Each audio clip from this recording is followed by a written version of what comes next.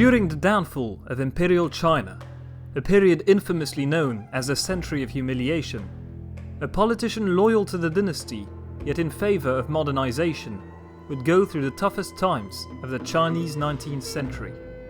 As you will see, it would be a frustrating but fascinating life for this scholar named Li Hongzhang.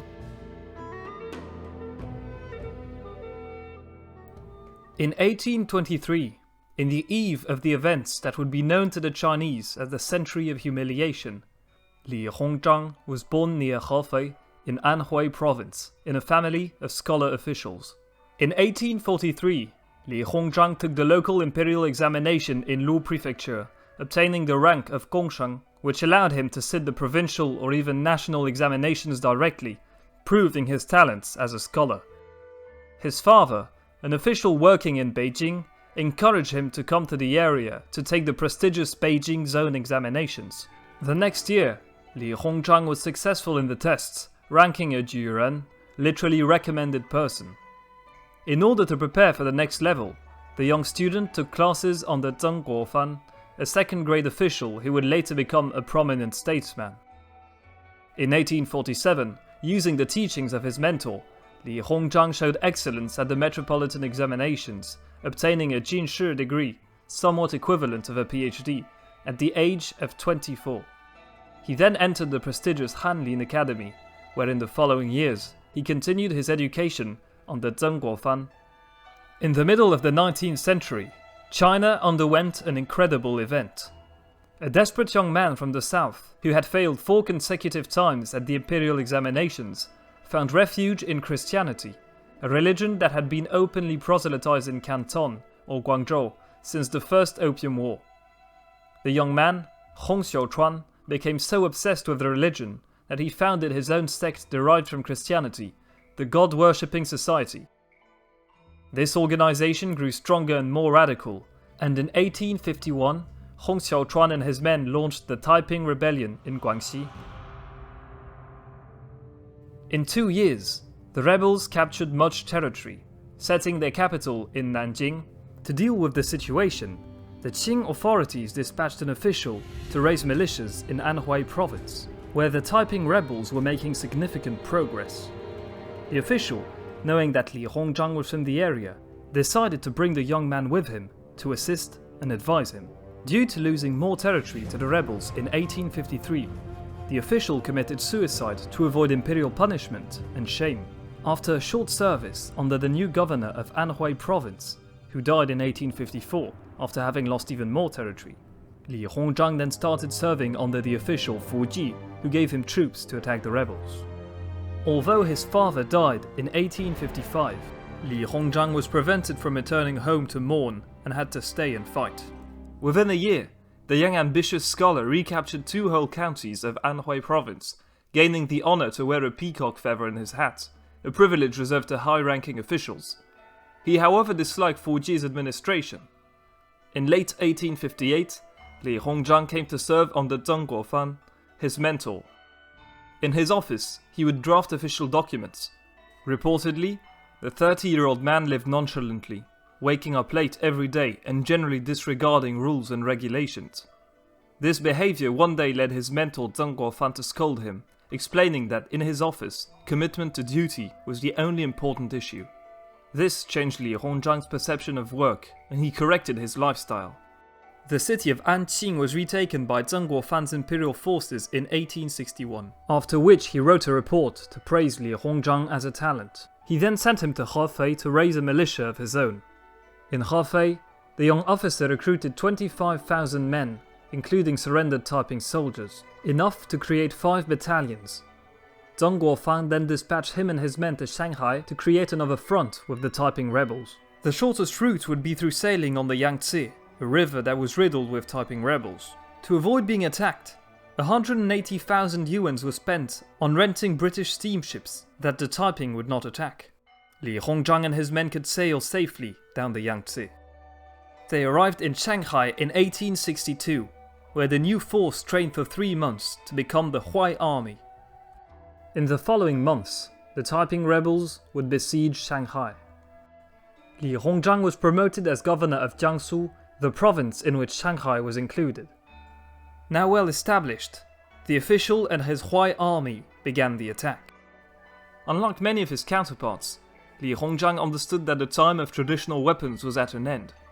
In the months that followed, he trained his men with modern firearms and artillery. In only 2 years, the Huai army grew to an impressive 60,000-man strong force. The Taiping rebels were now losing territory. Against them was Zheng Guofang's Xiang army, Li Hongzhang's Huai army, and British advisor Charles George Gordon's ever-victorious army, as well as France and Britain, that had joined the conflict after the Taipings attacked Shanghai. By late 1864, the Taiping rebels had been suppressed. In recognition for his work, the imperial authorities granted Li Hongzhang many honorific titles, and the Yellow Jacket, or Huangmagua, the most precious honor, as yellow was a forbidden color reserved for the emperor. An incident, however, happened after he and Charles George Gordon recaptured the town of Nanjing. Charles had negotiated with the rebels that they surrender, and in exchange would have their lives spared. When the rebel leaders handed over the town, Li Hongzhang, however, ordered their execution anyway.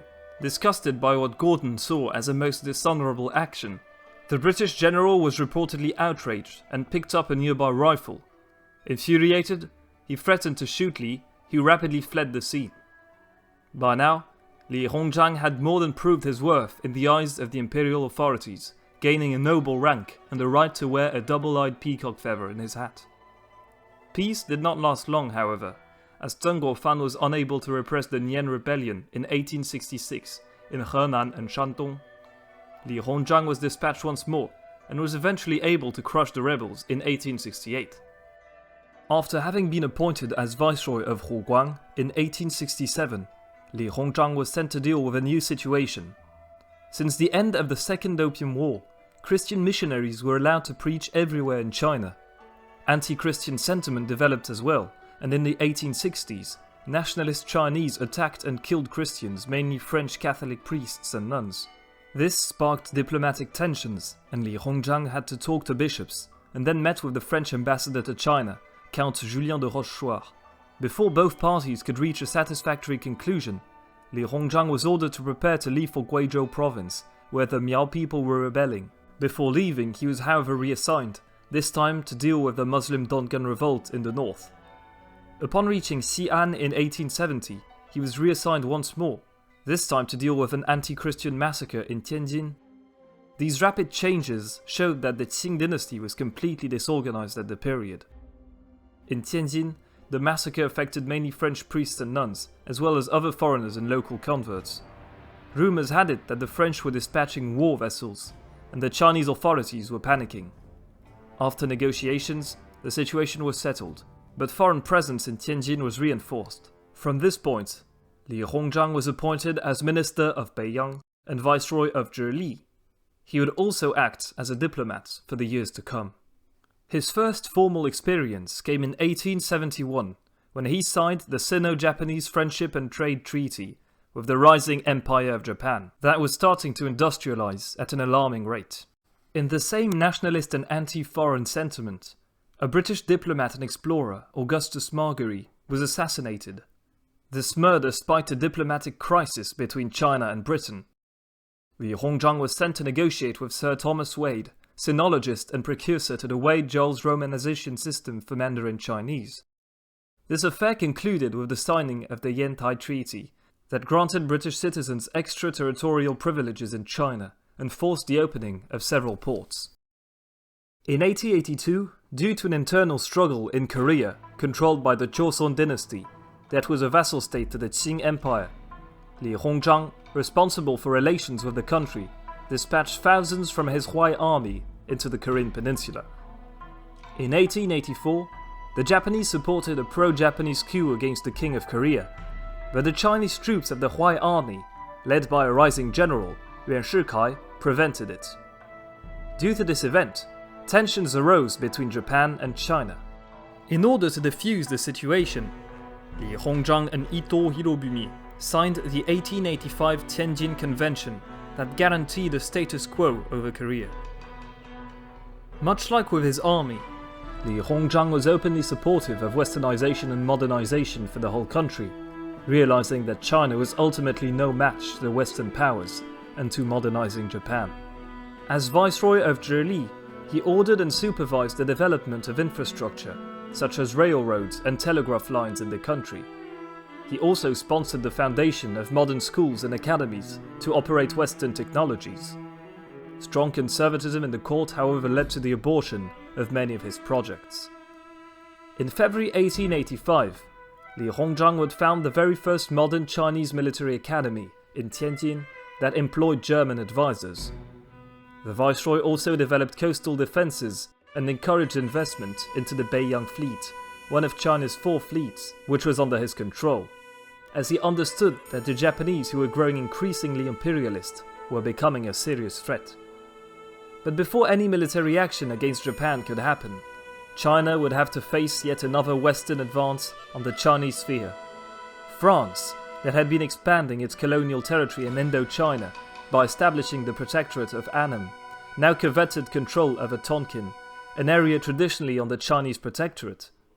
In 1883, a skirmish between Chinese soldiers and French troops broke out. China could not resist, and gradually started losing territory to the French, until the Qing authorities realized negotiations had to take place. Talks were organized in Tianjin between Li Hongzhang and Captain François-Ernest Fournier.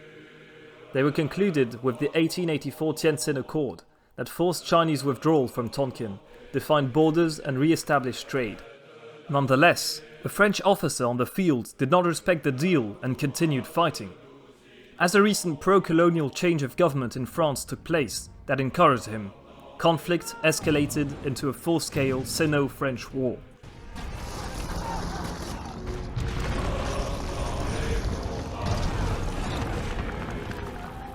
The conflict was devastating for the Qing forces, who increasingly lost territory and thousands of men. Wishing to preserve his Beiyang fleet, Li Hongzhang refused to send ships down south, and China suffered a major defeat on the sea. Nonetheless, the Chinese fought better than usual on land, albeit at the cost of huge casualties. Overall, the Qing Empire was defeated and lost all control over Tonkin that the French could comfortably occupy. Once more, Li Hongzhang was sent to negotiate a peace treaty, although his radical political opponents opposed the decision. New talks were held in Tianjin between him and French Minister Jules Patenotre, concluding with the 1885 Treaty of Tientsin. China was forced to relinquish any sovereignty over Vietnamese territory. The end of the 19th century would gradually mark the end for the Qing Dynasty. In 1894, after Korea requested help to deal with a peasant rebellion, the Chinese dispatched a couple thousand soldiers. The Japanese then claimed this violated the status quo established by the Tianjin Convention, signed 10 years earlier, and sent its own troops in turn. After failure in negotiations between China and Japan, the Japanese marched on Seoul, kidnapped the King of Korea, and established a pro-Japanese government. Inevitably, hostilities erupted 2 days later. The First Sino-Japanese War had begun. Since Li Hongzhang had ties with politics in Korea and Manchuria, he was chosen to direct the Qing forces in the conflict. The Chinese soldiers on the Korean peninsula were heavily outnumbered, and as political rivals refused to help Li Hongzhang's forces, and since corrupt officers diverted ammunition funds, the Qing forces on land were defeated in a few weeks. The Beiyang fleet that Li Hongzhang had done his best to develop also ran out of ammunition on many occasions, and did not fare any better. Inevitably, after weeks of fighting, it was almost entirely sunk by the Imperial Japanese Navy. The Chinese were unable to score a single victory on either land or sea against the fully modernized and expertly led Imperial Japanese Army and Navy. Li Hongzhang was held largely responsible for the failure, although he had always advised against the war with Japan, and was disgraced. He was stripped of the three-eyed peacock feather he had received the previous year. The Qing authorities then tried sending a diplomat to negotiate a peace treaty with Japan, but the Japanese refused to receive him for talks. After a second diplomat was also sent back, the Qing had no choice but to restore the famous Li Hongzhang, who was sent to Shimonoseki. During the period of negotiations with Japan, a young Japanese man tried to assassinate Li Hongzhang and shot him in the left cheek. 若者、入りなと言ったろう。先ほど李光章閣下がボートにピストルで撃たれました。 The Japanese, although adamant on their conditions of a peace treaty, officially apologized and granted a ceasefire. On the 17th of April 1895, Li Hongzhang's nephew signed on his behalf the Treaty of Shimonoseki, ending the war. The conflict had been very costly for the Qing Empire, in both resources and prestige. Li Hongzhang had to give up his position as Viceroy of Zhili and Minister of Beiyang, and was appointed to a non-political position in Beijing. In the years that followed, Li Hongzhang would be touring in the West.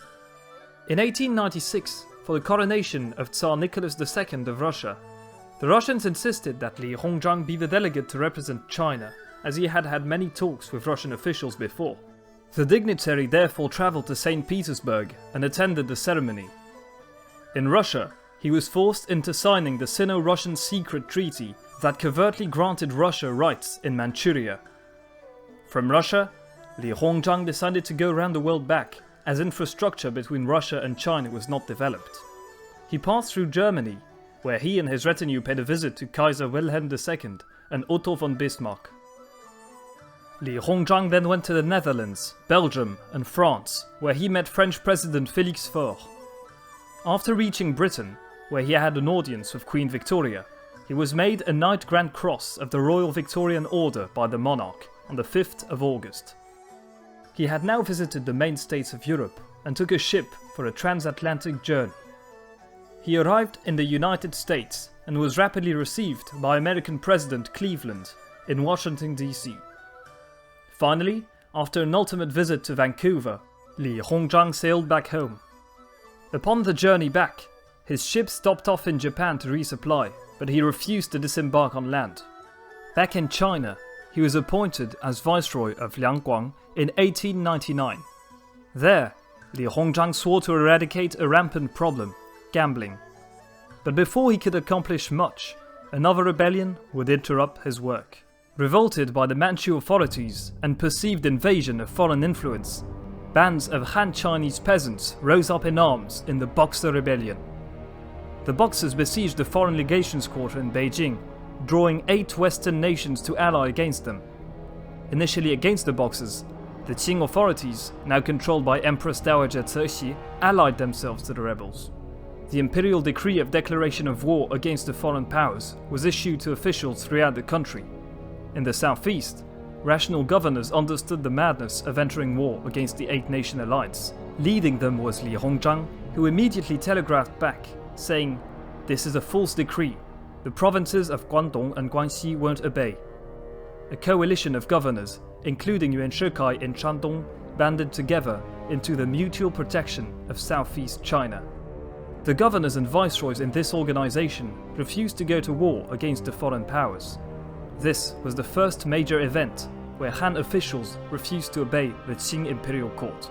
Li Hongzhang further encouraged the Western powers to engage in the conflict, aiming to destabilize his political rivals in Beijing. For this, he received a good image in the West. As the 8-nation alliance crushed Boxers and Qing forces alike, Li Hongzhang was rapidly recalled to negotiate with the West. He stopped in Shanghai for preliminary talks, and then moved up to Beijing. Li Hongzhang tried to make the terms as cheap as possible for his nation, but the 8-nation alliance was decided to make a point.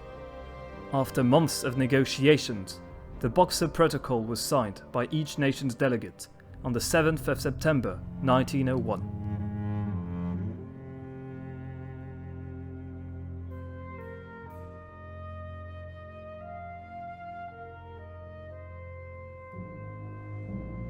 The Qing dynasty was ruined. Drained from these intense negotiations, Li Hongzhang retired to his private residence in Beijing, where he died of liver problems 2 months later. Li Hongzhang was a man of patience and composure, who regularly bore the blame for bad turnouts in events against which he often advised. Although trying his best to reform and modernize the Qing dynasty, the stubbornness and conservatism of the court inevitably led to its decline, as the Xinhai Revolution would begin 10 years later, ending imperial rule in China forever. Thank you for watching my video, I hope you enjoyed it. If so, please leave a like and subscribe to the channel. If you have any questions or requests, don't hesitate to leave them in the comment section below.